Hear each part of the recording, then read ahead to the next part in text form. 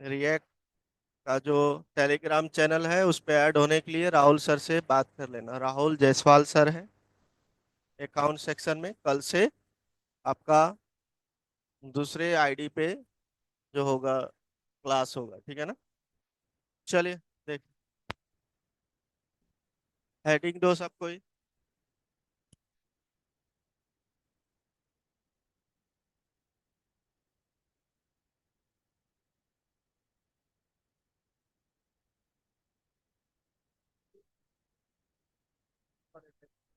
और video lecture react का उसको नहीं मिलेगा जो अटेंड, उसको मैं ग्रुप से दूसरे दिन हटा दूंगा। 2 दिन देखूंगा, तीसरा दिन मैं हटा दूंगा। अगर जब बच्चे आपको वीडियो ही चाहिए, आप अकाउंट से बात कर लेना। बाद में होगा वीडियो ही प्रॉपर क्लास करना। 1-2 दिन चल सकता है भाई। भाई प्रोजेक्ट नहीं बनेगा। हेलो।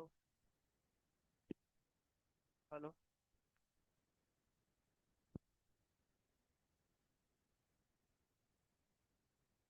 हेलो। चलो ठीक है, तो हेडिंग दे दो रिएक्ट जेएस। देखो रिएक्ट जेएस है क्या, पहले इस चीज को समझो और इसको बेसिकली डेवलप क्यों किया गया है, इसका रीजंस क्या है।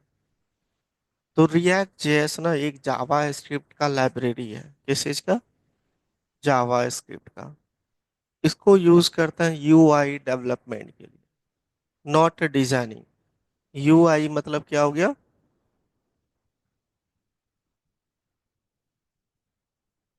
यूजर इंटरफेस डेवलपमेंट, है ना। जो आपको दिखता है, जैसे कि यहाँ पे चलते हैं और मैं यहाँ पे ड्यूकेट का साइड ओपन कर लेता हूँ, ठीक है।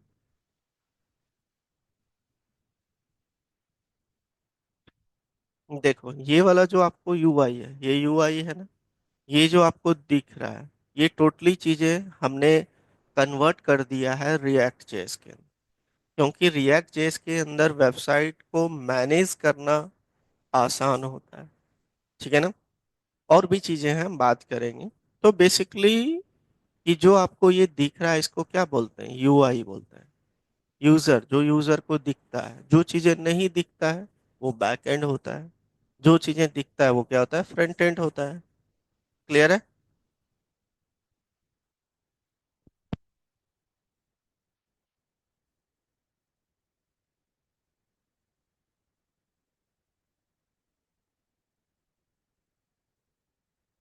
चलो देखो अब, तो रिएक्ट जेएस का काम क्या होता है? ये डिजाइनिंग टूल नहीं है, ये डेवलपमेंट टूल है। जो आपने HTML CSS जावास्क्रिप्ट बूटस्ट्रैप सीखा है, उसी चीज को रिएक्ट जेएस के अंदर यूज करेंगे यूआई को डेवलप करने के लिए। अब इससे बेनिफिट क्या होता है? जैसे अगर जहाँ नॉर्मल वेबसाइट बोलते हैं बनाते हैं तो वो मल्टी पेज वेबसाइट होता है, ठीक है ना। मल्टी पेज का मतलब क्या हुआ? बहुत सारा पेज। और वेब पेज मल्टीपल बोल सकते हो, मल्टीपल वेब पेज। अब वेब पेज क्या होता है? It is a combination of HTML CSS JavaScript bootstrap is called web page, है ना। क्लियर है पॉइंट? तो मल्टीपल पेज बना के भी आप वेबसाइट बना सकते हो, लेकिन उस वेबसाइट में और इस वेबसाइट में क्या डिफरेंस है? तो आप इसके अंदर जो बनाते हो ना, वो बनाते हो एस्पा, मतलब सिंगल पेज एप्लीकेशन। इसका फुल फॉर्म क्या हो गया? सिंगल पेज एप्लीकेशन, ठीक है ना। इसमें आप सिंगल पेज एप्लीकेशंस बनाते हो। अब रिएक्ट जेएस का और क्या कॉन्सेप्ट है भाई? तो बेसिकली रिएक्ट जेएस को डेवलप किया है फेसबुक वालों ने, ठीक है। फेसबुक वालों ने इसको डेवलप किया। रिएक्ट जेएस का बेसिकली मोटिव क्या था इसको डेवलप करने का? तो फेसबुक 2004 में डेवलप किया गया है, ठीक है ना। और उस फेसबुक को डेवलप करने का मेन रीजंस क्या है?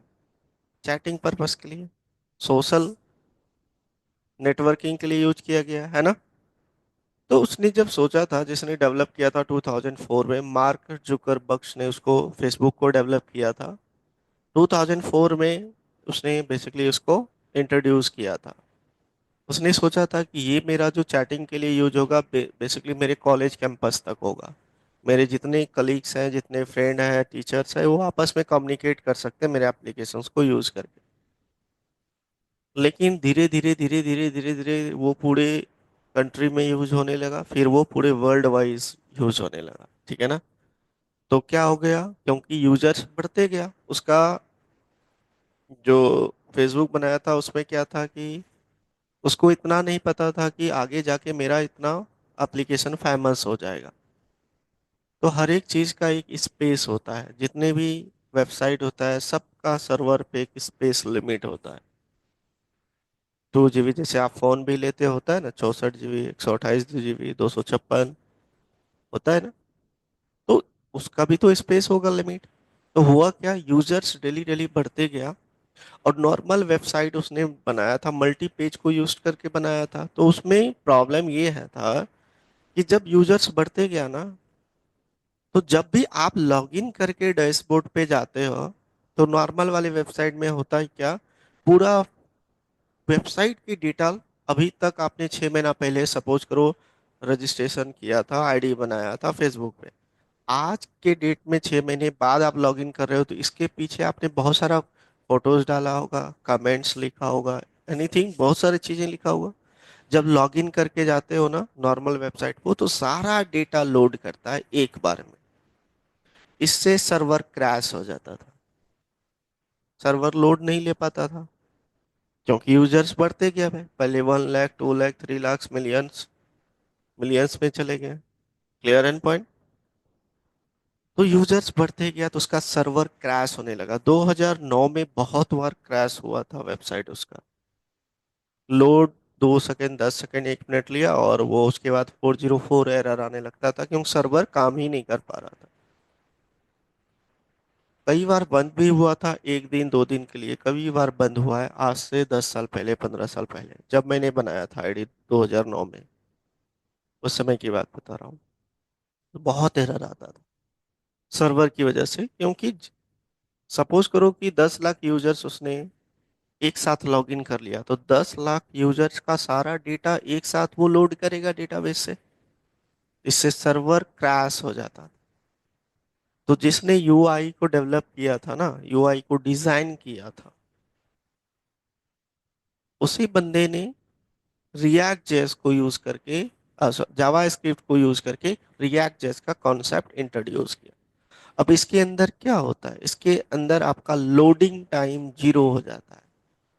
मतलब आपने 10 साल पहले, 2 साल पहले, 6 महीना पहले आईडी बनाया है फेसबुक पे, कोई दिक्कत वाली बात नहीं। अब होता क्या आज के डेट में, कि जब आप लॉगिन करके जाते हो ना, सिर्फ उसी पेज का डेटा डेटाबेस से आता है। ओनली प्रोफाइल वाली पेज पे, डैशबोर्ड पे जाते हो, उसका डेटा आता है। जब आप किसी और टैब पे क्लिक करते हो, जैसे प्रोफाइल, पासवर्ड, अकाउंट चेक करना है, प्रीवियस कमेंट्स देखना है, प्रोफाइल में जाके देखना है, जब आप ये सब पेज पे मूव करते हो ना, तब उसका डेटा डेटाबेस से आता है।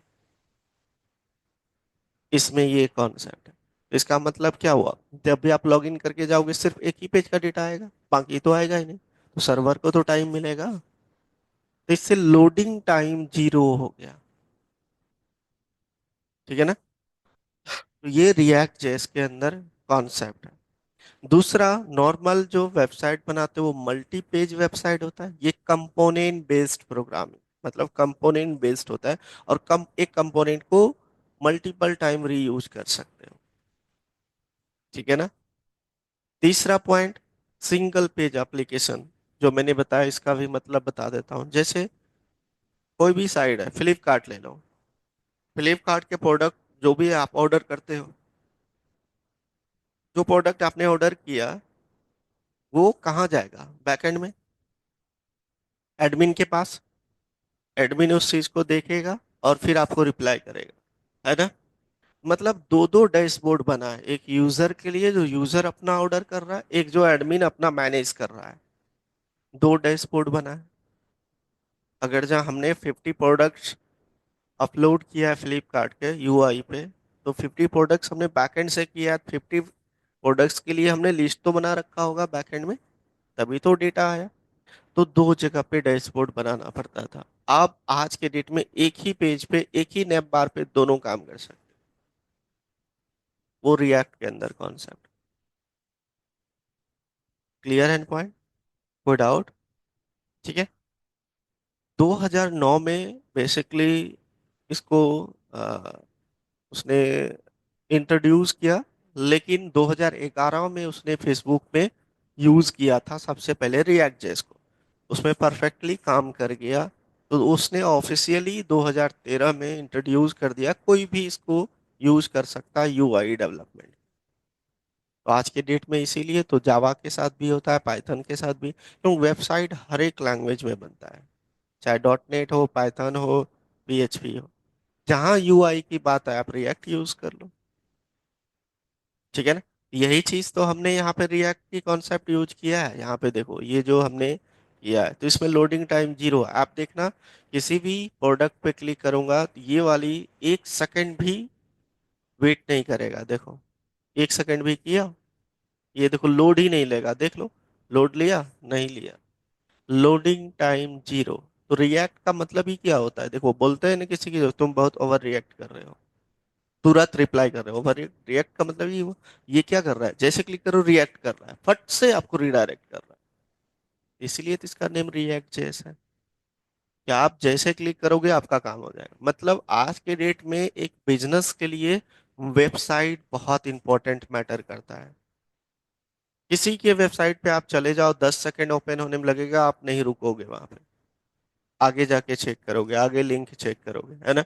अब मैंने यहाँ पे जैसे ऑनलाइन रजिस्ट्रेशन का फॉर्म ओपन किया, इसको ओपन होने में 1 मिनट लगेगा, तो आप करोगे नहीं करोगे? फिर देखोगे किसी और लोग, यार इसका वेबसाइट ही सही नहीं है। तो आगे इसके यहाँ पे जो बिजनेस है, मतलब जो भी है स्टूडेंट्स, वो सोचने लगता है उसके यहाँ पे अच्छी चीजें, मतलब डेवलपमेंट सही से नहीं हुआ है, कुछ कुछ माइंड में आने लगता है ना।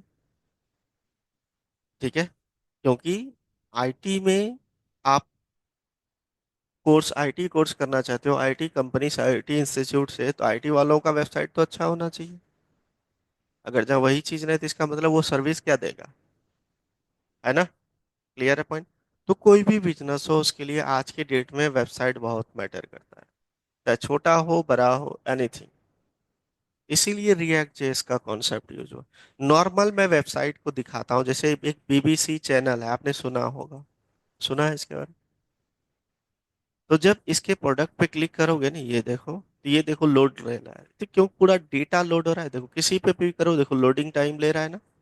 अभी तो एक यूजर है, हमने यहाँ पे क्या किया, अगर जहाँ हम लोग 100 यूजर या 1 लाख यूजर एक साथ रजिस्ट्रेशन करके लॉगिन करें, तो दिक्कत होगा ना? ऑब्वियसली दिक्कत हो जाएगा इस पेज पे, क्योंकि मल्टी पेज वेबसाइट है। और इसमें जब भी यूजर्स बढ़ेगा, उसमें क्या हो जाएगा, इसमें आपका लोडिंग टाइम इंक्रीज हो जाएगा। और लोडिंग टाइम हुआ तो कभी कभी वेबसाइट क्रैश करेगा, है ना? तो आज के डेट में हर एक जितनी सोशल साइट्स हैं, जैसे यूट्यूब हो गया, फेसबुक हो गया, इंस्टाग्राम हो गया, हर जगह यूज हो रहा है आपका फुल स्टैक की कॉन्सेप्ट, हर जगह। क्लियर है? फ्लिपकार्ट ले लो, देखो फ्लिपकार्ट ने भी पूरा वेबसाइट मर्ज कर रहा है। आधा उसने किया, आधा नहीं। देखो, ये रीलोड हो रहा है, किसी भी प्रोडक्ट पे कर रहा है रीलोड, तो मतलब फ्रंट एंड पे देखो अभी इसने अप्लाई नहीं किया है, मतलब फर्स्ट वाले पेज पे।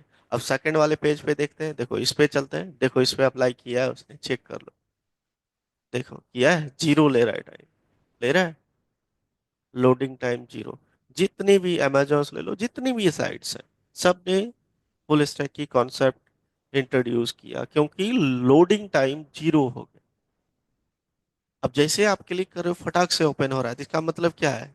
फट से आप कोई प्रोडक्ट देख सकते हो, 1 सेकंड के अंदर देखो प्रोडक्ट मिल गया। 10 सेकंड मिलेगा तो आप क्या करोगे, कोई और साइट भी ढूंढना स्टार्ट कर दोगे, है ना? तो ये कॉन्सेप्ट है रिएक्ट के। कोई डाउट? इसके साइट पे ही चलते हैं थोड़ा सा। देखो यहाँ पे रिएक्ट जेस।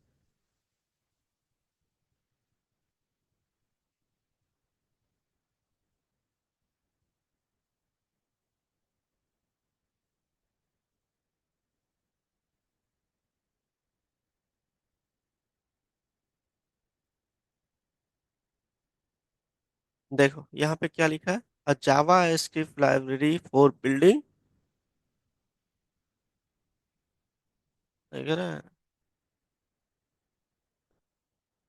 बिगड़ गया है ये, हो गया। चलो देखो यार, देखो यहाँ पे,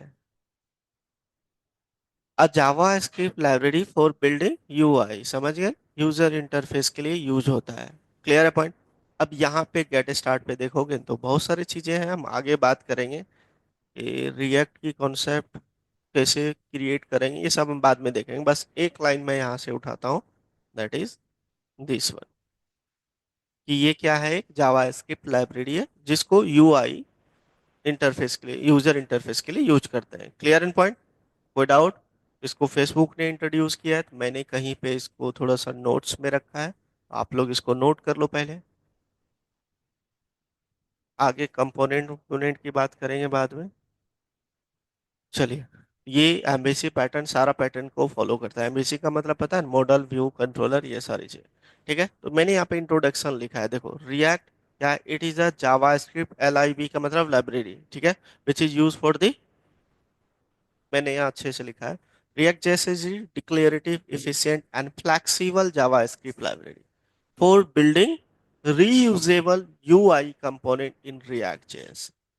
यूआई मतलब कि यूजर इंटरफेस, रीयूजेबल का मतलब समझ गया, ठीक है ना। और कंपोनेंट क्या होता है, पीस ऑफ कोड, जैसे पेज बनता है ना, यहाँ पे कंपोनेंट बनता है, समझ गया ना। Clear point.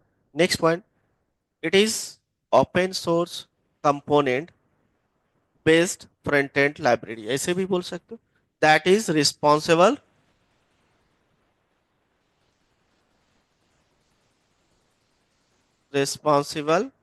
For only the UI layer, that is user interface के लिए। Clear and point. तो यहाँ पे जो हमने लिखा था एमबीसी, एमबीसी में ये हो गया ना, व्यू, तो ये व्यू के लिए रिस्पॉन्सिबल होता है। एमबीसी का मतलब मॉडल व्यू कंट्रोलर, ये अलग और चीजें हो जाता है, जैसे कि बैकएंड से, मतलब एक वेबसाइट को अच्छे तरीके से मैनेज करना है, मॉडल व्यू। तो इसमें व्यू आता है ना, तो व्यू इसके अंदर बनता है, बस इतना याद रखो, ठीक है। It was created and maintained by Jordan Walke, जिसने इसको बनाया था, ठीक है, who is working as a software engineer at Facebook in 2002, 2002 से काम कर रहा है। F B developed React JS in, but it was released the public in the month of May 2013 as a open source licence, समझ गए ना। एक एक पॉइंट लिखा हूं मैं, कभी पूछा जाता है इंटरव्यू में, ठीक है ना। अब एक सेकंड रुक जाओ, नोट मत करना, ये चीजें क्या है, ये कंपोनेंट है, ये कंपोनेंट है, ये कंपोनेंट। अब एक ही कंपोनेंट को बार बार यूज कर रहा है क्योंकि कंटेंट चेंज है, कंपोनेंट एक ही है, याद रखना। तो रीयूजेबल होता है, ये सब कंपोनेंट होता है, जैसे कार्ड बनाते हो ना आप लोग, हमने HTML CSS में कार्ड बताया था ना, एक रो में 3 कार्ड लेना है, तो ये यहाँ पे उसी तरीके से कंपोनेंट हो जाता है। ये पीस ऑफ कोड, मतलब थोड़ा थोड़ा कोड या ज्यादा ज्यादा कोड हो सकता है एक कार्ड के अंदर। तो ये इस, ये वाली जो कंपोनेंट है, इसको हम बहुत बार यूज कर सकते हैं, ठीक है ना। डिक्लेरेटिव यहाँ पे देखो लिखा है, React make it painless to create interactive UI, ठीक है ना।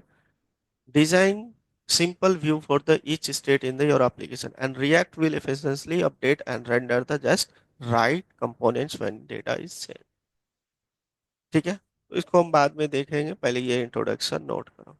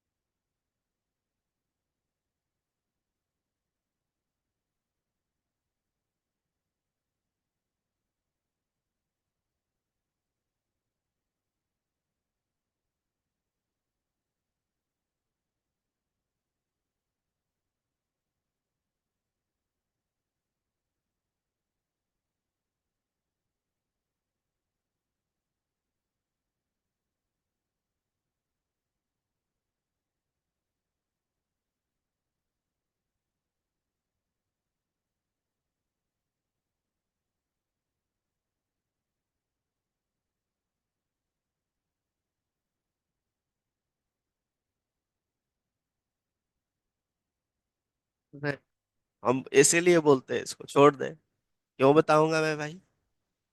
हाँ तो जाओ पता करो फिर बताना मुझे। चलिए लिख लिया। अब इसका एडवांटेज लिखो।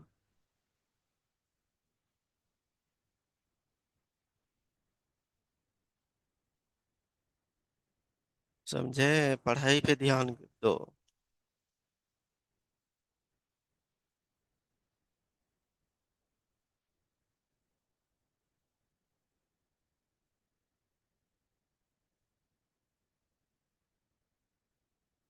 ये तो आगे बताऊंगा।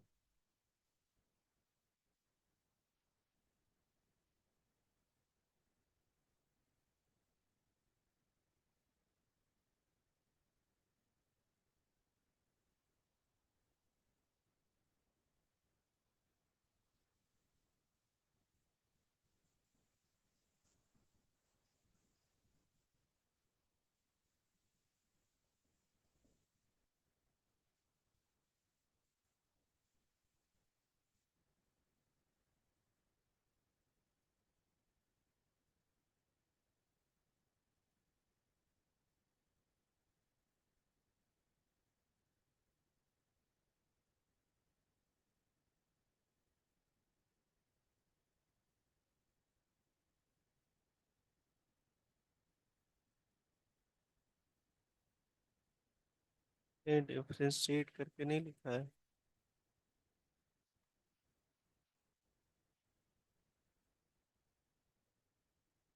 पहला पॉइंट लिखो।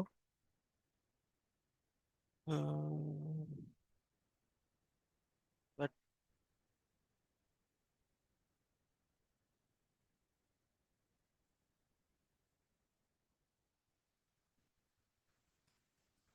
ठीक लिखा है इसने। देखो, इस चीज को मैं यहाँ से लिख ले लेता हूँ और यहाँ पे चलते हैं। यहाँ पेस्ट कर। फर्स्ट क्या है भाई? इट इज कंपोनेबल, मतलब it is component based program. ठीक है ना? ठीक है। Second is it is a declarative. Declarative अभी जस्ट बताया था कि कोड चेंज होता है तो बेसिक डिबगिंग्स फास्ट होता है, एफिशिएंट होता है। ठीक है ना? Writes one and learn anywhere, ये भी बोल सकते हो, लेकिन इसको हटा दो। It is simple, SEO friendly होता है, fast efficient easy to learn, it is guarantee stable code, और it is backed by strong community. तो हाँ, बैकअप तो है ही ये, लेकिन हटा दो।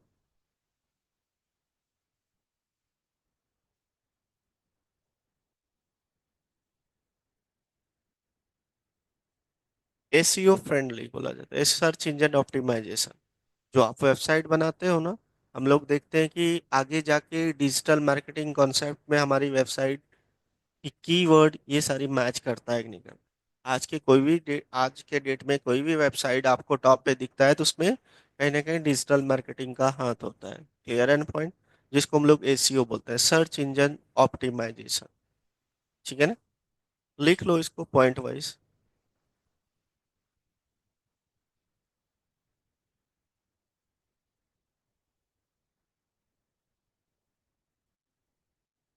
कंपोनेंट बेस्ड ही हुआ, चाहे आप वही, इसका मतलब वही हुआ।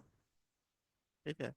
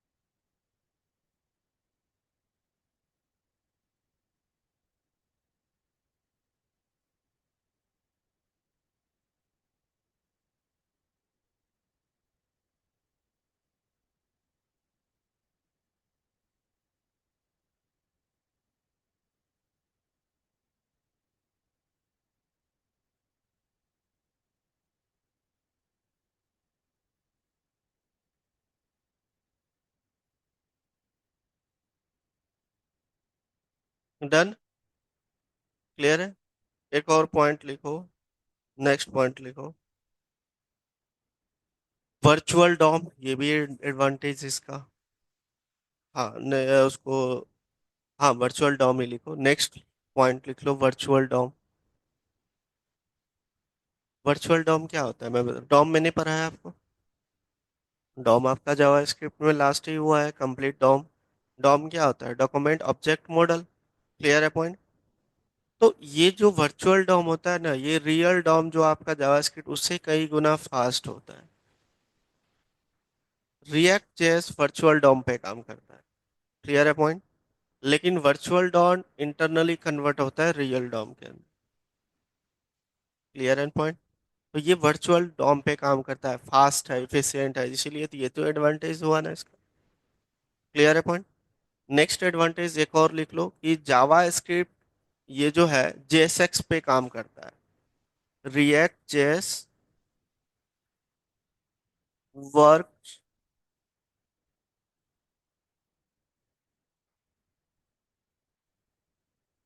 इन जेएसएक्स। जेएसएक्स,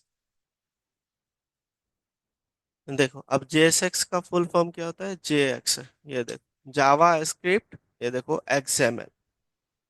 ठीक है, ये होता है। तो जावा स्क्रिप्ट एक्सएमएल मतलब ये जो JSX allow us to write HTML code in React JS. तो डायरेक्टली आप रिएक्ट जेएस के अंदर वो कोड नहीं लिखते हैं, तो जेएसएक्स फॉर्मेट के अंदर लिखते हैं एचटीएमएल कोड को रिएक्ट के अंदर। Clear and point. डन। तो इसके लिए यूज होता है ये। लिख लिया, बस इतना काफी है, एडवांटेज काफी। अब नेक्स्ट है हमारा, देखो व्हाट इज स्पा। स्पा मतलब single page application. Single page application क्या होता है, देखो point number one, update the current date page. इसका मतलब instance of loading new pages, SPA updates the current page with the new data from the web server. ठीक है ना। दूसरा, improve user experience, जैसे SPA provide a smooth user experience by avoiding interrupting the user between pages. Next, improve the performance. Espa use less bandwidth and have faster loading time. Clear end point? Note कर लीजिए। इसका मतलब ये चीजें होता है इसके सिंगल पेज के अंदर। ठीक है, नोट कर लीजिए इसको।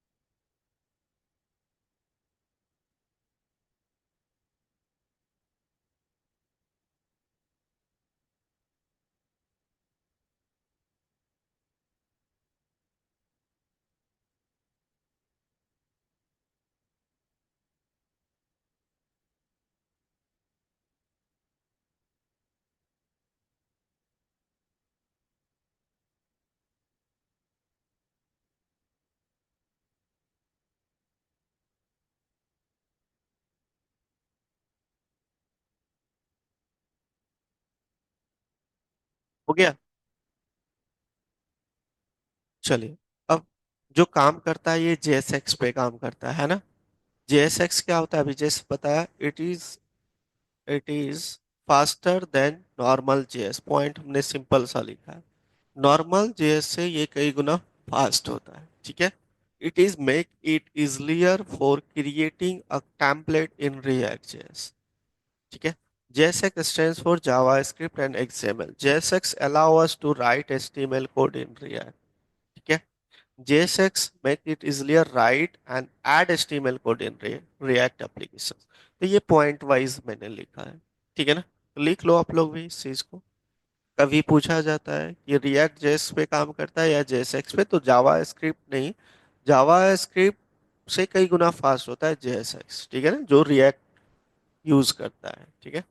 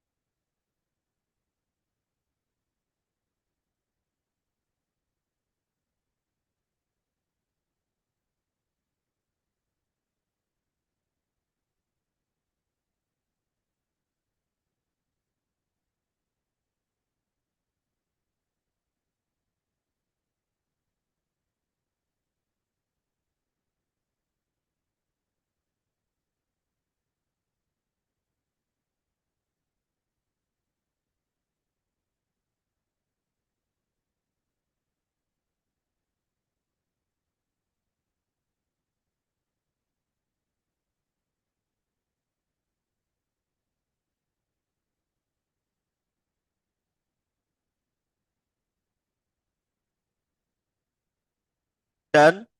अब मुझे इसके लिए क्या क्या सॉफ्टवेयर रिक्वायरमेंट चाहिए, देखो मैंने डिटेल्स में लिखा है नोड जेएस, जो ऑलरेडी हम लोग करते आए हैं, इंस्टॉल है हमारा, है ना।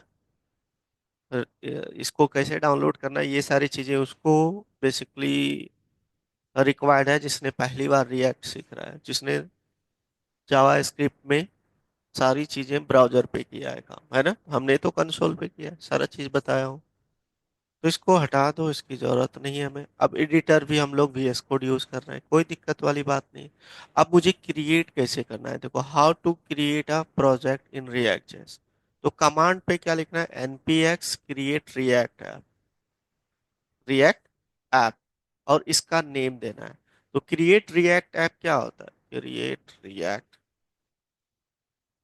रिएक्ट ऐप, देखो, will set up everything need to run a React application. तो ये पूरा सेटअप कर देता है, ठीक है ना।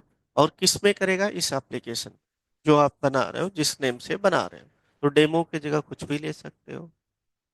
हाँ देखो, यहाँ पे लिखा भी है मैंने सारा पॉइंट, अपने आप करेगा। चलिए कैसे करता है, इस कमांड को अभी नोट नहीं करना है।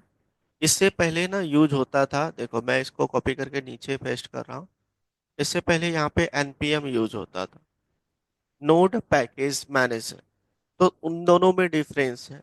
नोड पैकेज मैनेजर क्या करता है कि सबसे पहले सारी पैकेज, सारा एवरीथिंग डाउनलोड करके प्रोजेक्ट में रख लेता है, तो इससे हैवी हो जाएगा प्रोजेक्ट के, ठीक है ना।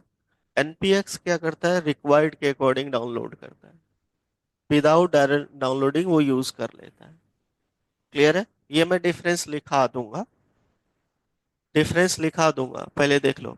तो इसको मुझे यहाँ पे क्या करना है भाई, ये कमांड ले लिया मैंने, और चलते हैं ये जो प्रोग्रामिंग कंटेंट है इसी के अंदर मैं एक फोल्डर बना लेता हूँ, रिएक्ट जेएस 930। ठीक है। और VS कोड ओपन कर लिया। देखो साथ के साथ मत करो अदरवाइज प्रॉब्लम होगा। देखो यार,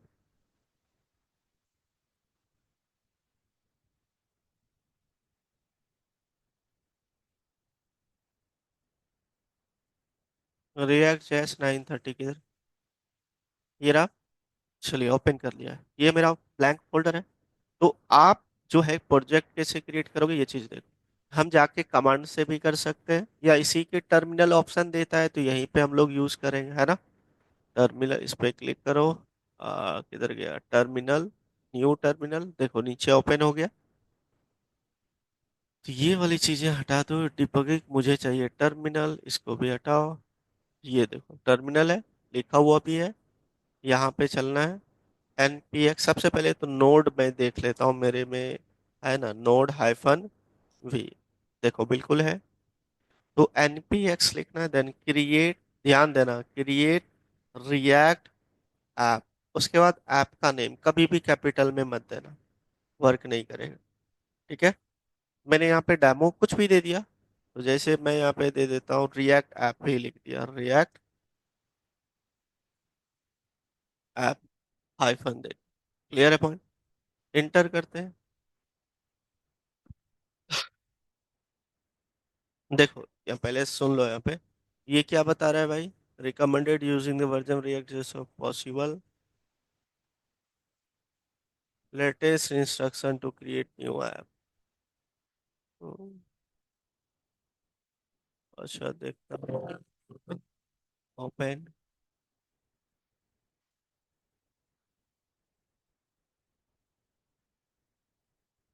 तो क्या दिक्कत है भाई, सही तो है।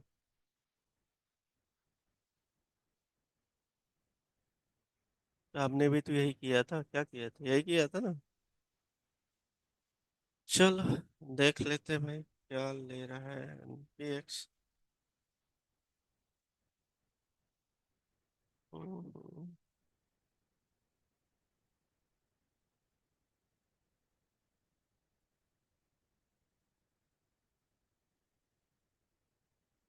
एक सेकंड रुक जाओ, वो मेरा इंस्टॉल है।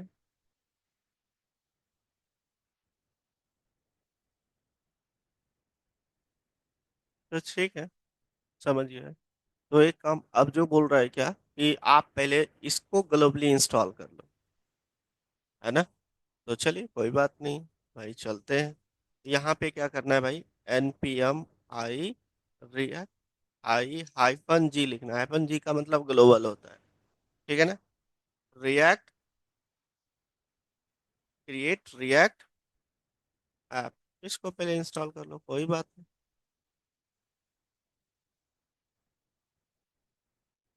डन। चलिए अब ये इंस्टॉल देखो, सेकंड पॉइंट क्या बोल रहे हैं, कि आप इसको कर लो ग्लोबली इंस्टॉल हो गया, uninstall the package using this. ये चीजें नहीं करना है।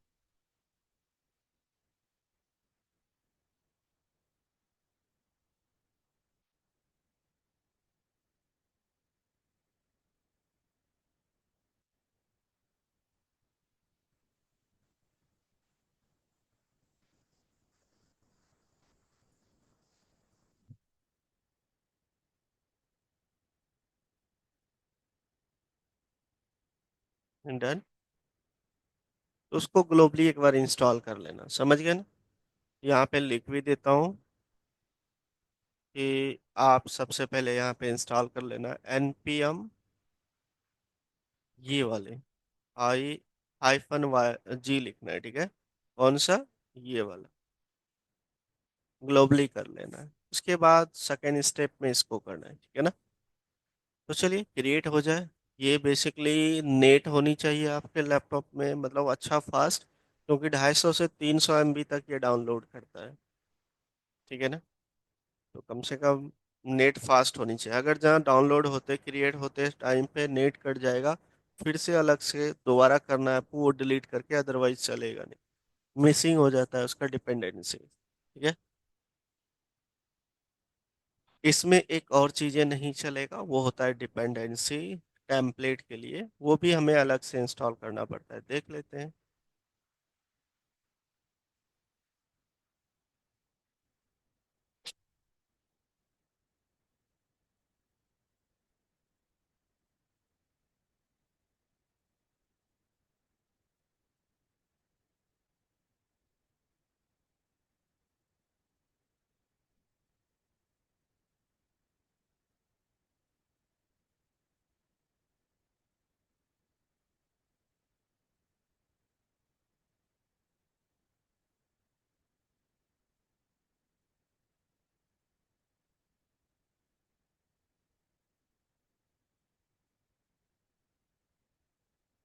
अब ये देखो एक चीजें लिखा रहा है, इस चीज को ध्यान देना, ये क्या लिखा है, क्या लिखा है, डेप्रिकेटेड, मतलब इसके जगह अब कोई और आ गया, ठीक है ना। तो डेप्रिकेटेड, चलो।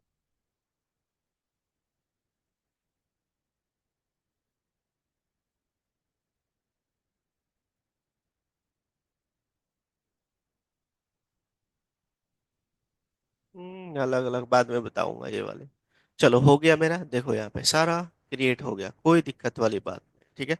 लेकिन एक जगह पे एरर आया, ये देखो आपका, जो हमने बताया था आपको ये इशू आता है, पुराने वाले को यूज करोगे तो यहाँ पे क्या आ रहा है, न्यू भी बताऊंगा, पहले इसको देख लो। तो यहाँ पे ये वाली पैकेज पे एरर आ रहा है,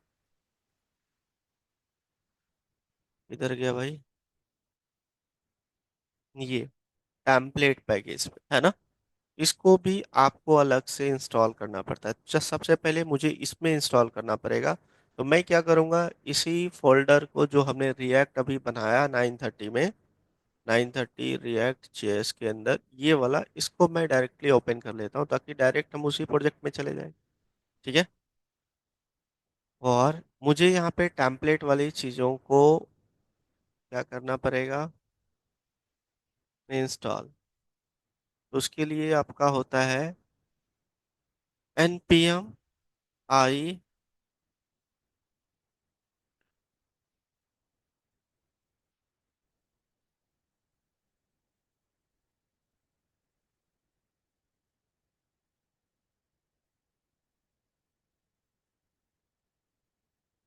ये वाला, इसको नोट भी कर लेना, ठीक है। हाँ, इसको यहाँ से, ये आपका टेम्पलेट क्या करता है, टेम्पलेट इंस्टॉल करता है, ठीक है ना। npm i space hyphen hyphen save dev development wave vitals, ये डिपेंडेंसीज होता है, ठीक है ना। इसको आपको क्या करना है भाई, इस पे इंस्टॉल करना है। अब न्यू जो वे है क्रिएट करने, उसमें ये रिक्वायर्ड नहीं होता है ऑटोमेटिकली, वो भी बता दूंगा, ठीक है ना, कोई दिक्कत नहीं। अब मेरा ये हो चुका है भाई, इसके बाद आप इसको स्टार्ट करोगे, अभी जस्ट मैं स्टार्ट करता हूँ, npm start.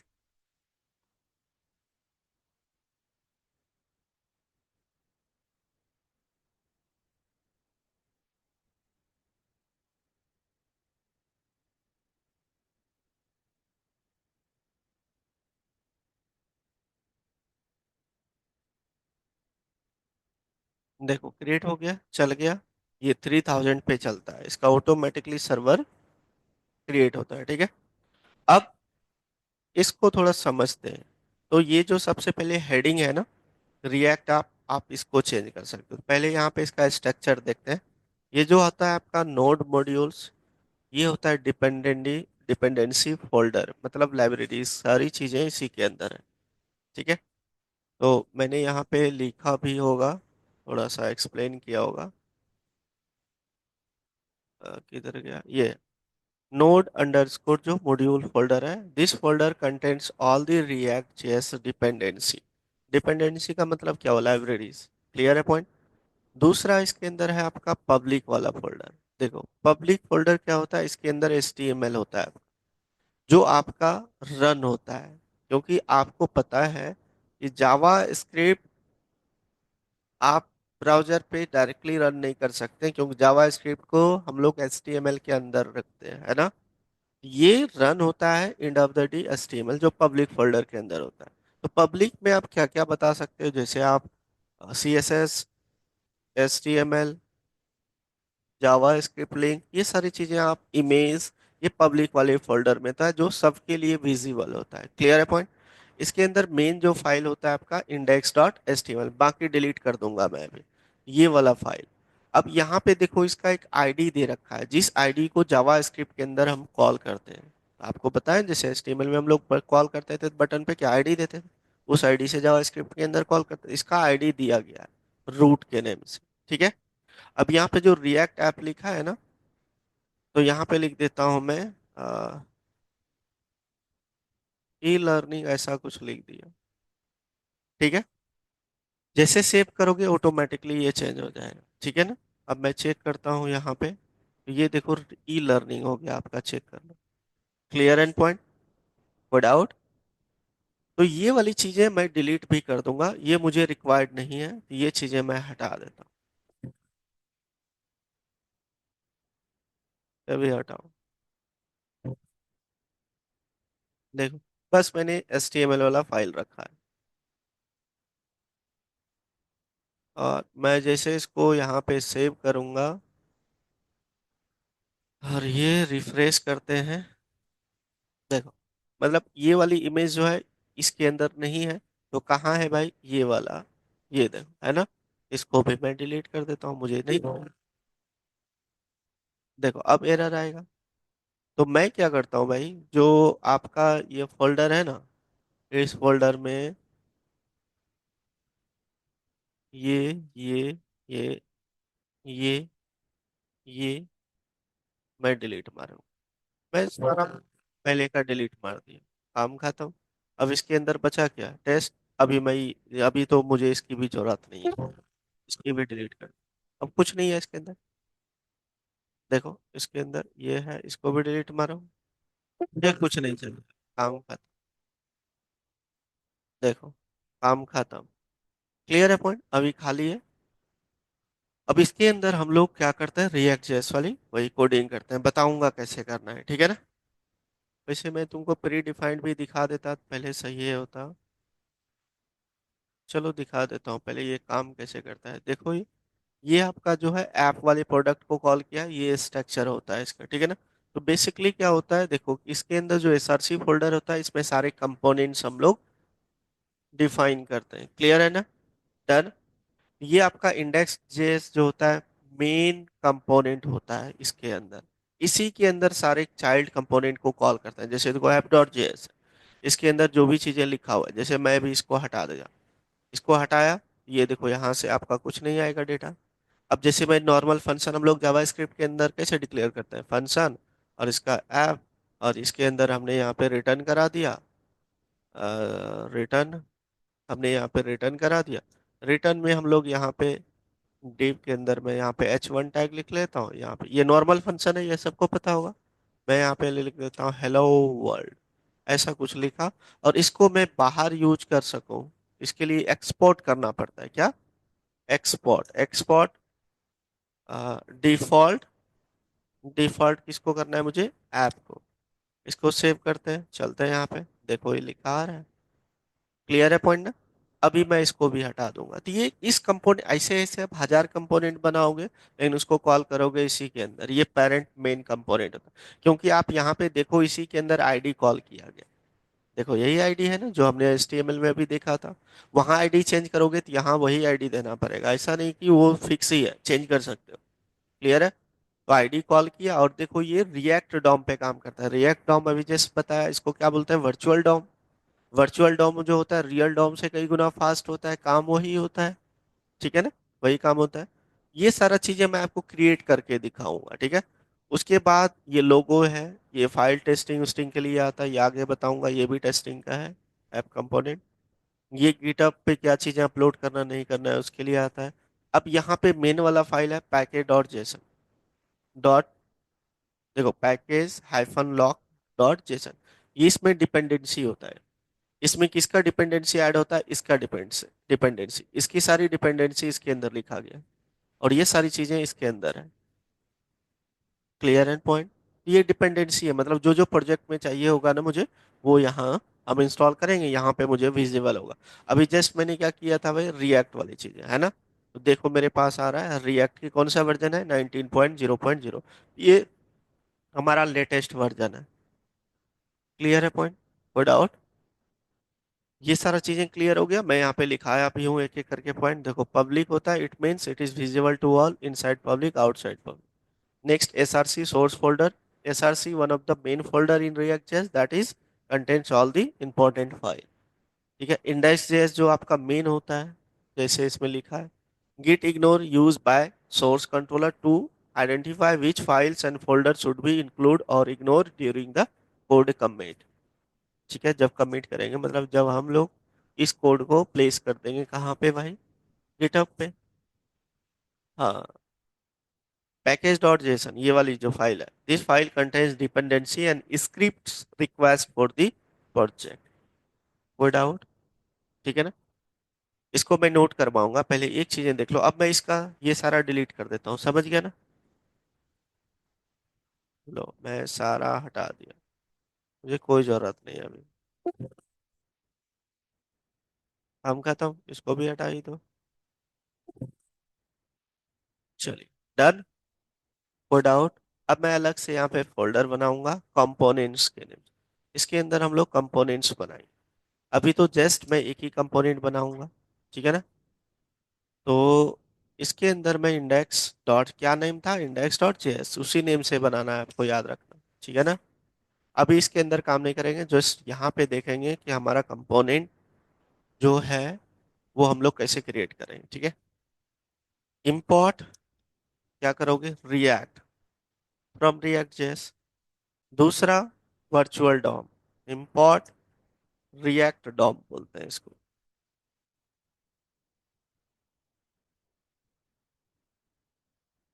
Import React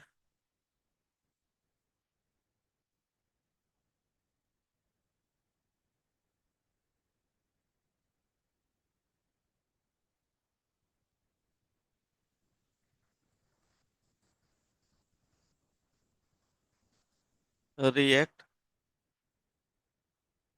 DOM slash client देना है, ठीक है। क्लियर है? ये दोनों इंपोर्ट करना है क्योंकि आपको पता है वर्चुअल डॉम है। अब यहाँ पे मुझे एक क्रिएट करना है आईडी, जैसे हमने अभी रूट लिखा था, है ना। तो कैसे करेंगे, क्रिएट रूट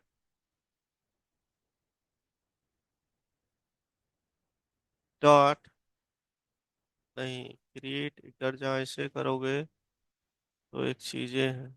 नहीं नहीं नहीं, रुको ना, एक और शॉर्टकट तरीका है भाई।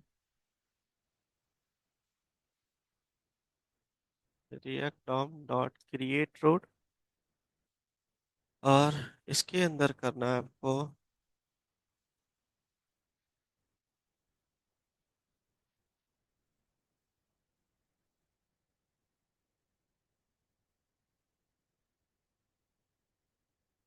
गेट एलिमेंट बाय आईडी, क्या था आईडी, रूट, ठीक है।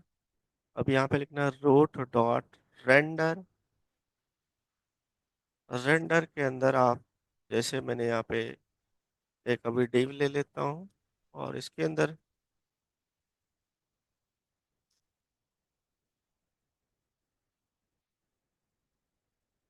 कोई भी कंपोनेंट मुझे यहाँ पे कॉल करना है, तो अभी कोई कंपोनेंट है नहीं मेरे पास, हटा दिया मैंने सारा।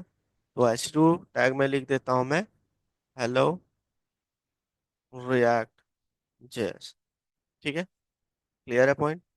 एंड देन कोमा,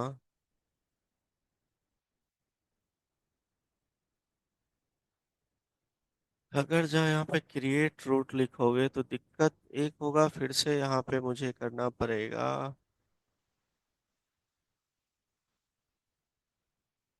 इसको दो तरीका है कॉल करने का।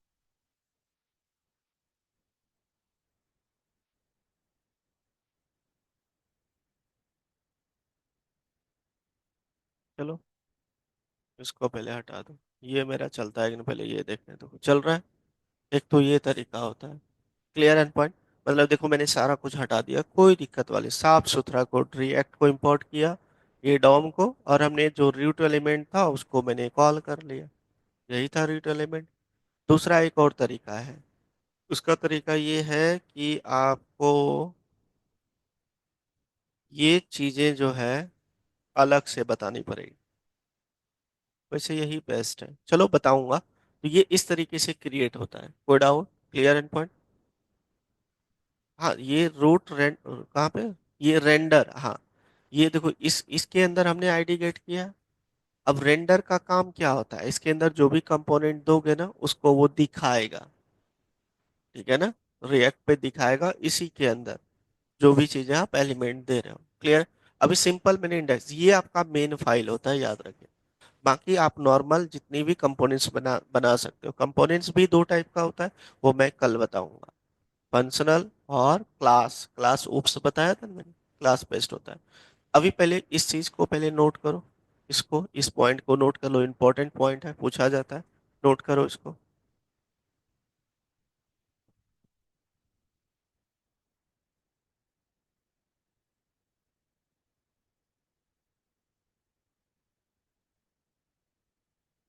आप लोग भी ना सारा डिलीट कर देना, इसी तरीके से लिखना, ठीक है। पहले वाला चीजें हटा दो।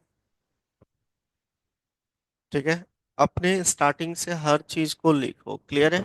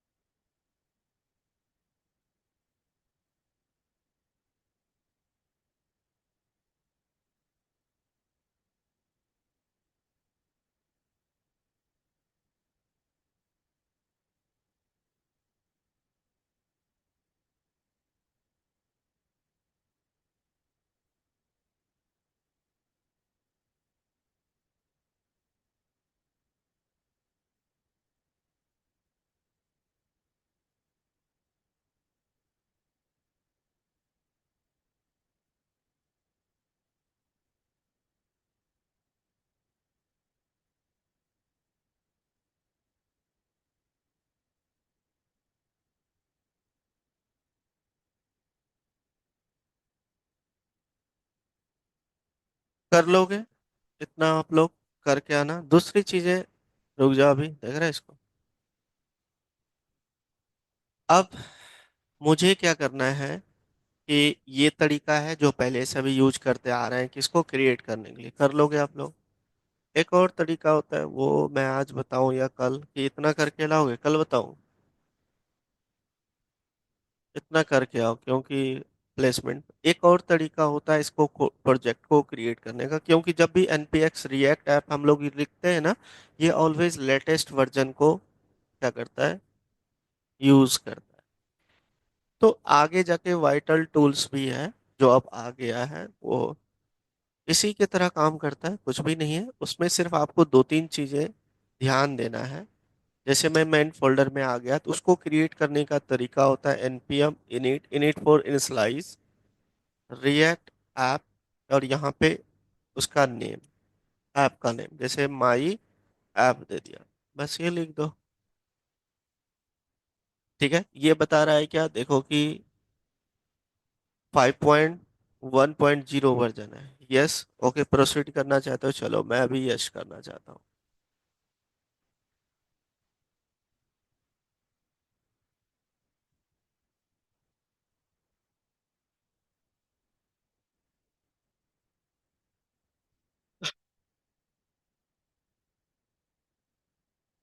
इसीलिए वो डेप्रिकेटेड बता, डेप्रिकेटेड का मतलब यूज होगा ऐसा कुछ नहीं है, इसके ऑल्टरनेट ऑप्शन आ जाता है, समझ गया ना, चाहे वो यूज करो चाहे ये यूज करो, कोई दिक्कत वाली बात। हाँ, वो एक ही बात है कि वो लेटेस्ट वाले रिएक्ट जेएस को चूज करता है, दैट्स इट। हाँ, इस पे आप चेंज कर सकते वर्जन।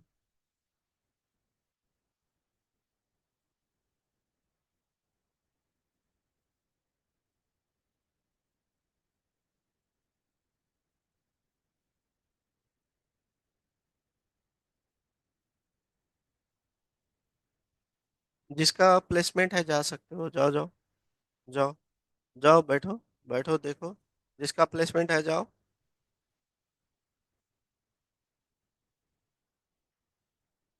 जाओ।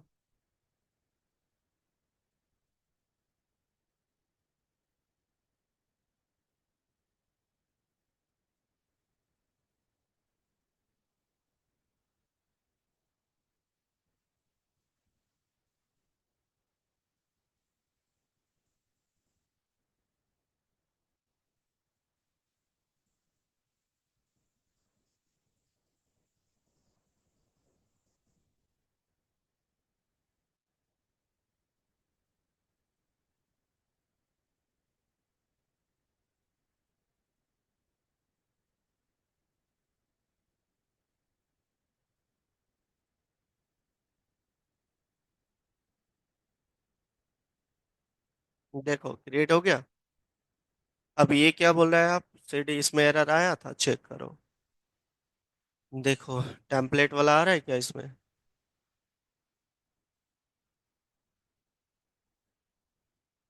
इसमें भी टेम्पलेट वाला करना पड़ेगा आपको।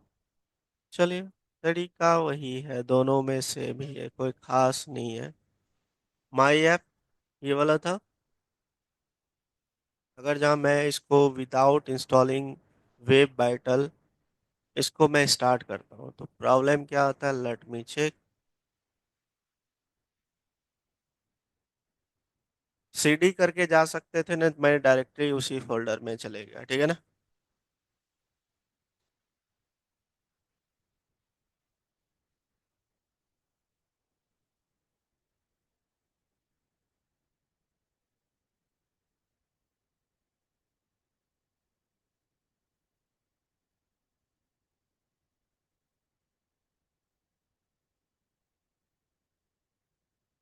देखो क्रिएट हो गया ना, वेब वाइटल अलग से नहीं करना है, हो गया, क्लियर है पॉइंट। तो ऐसे भी क्रिएट कर सकते हो, वो भी क्रिएट कर सकते हो, कोई दिक्कत वाला बात, ठीक है ना, कोई डाउट।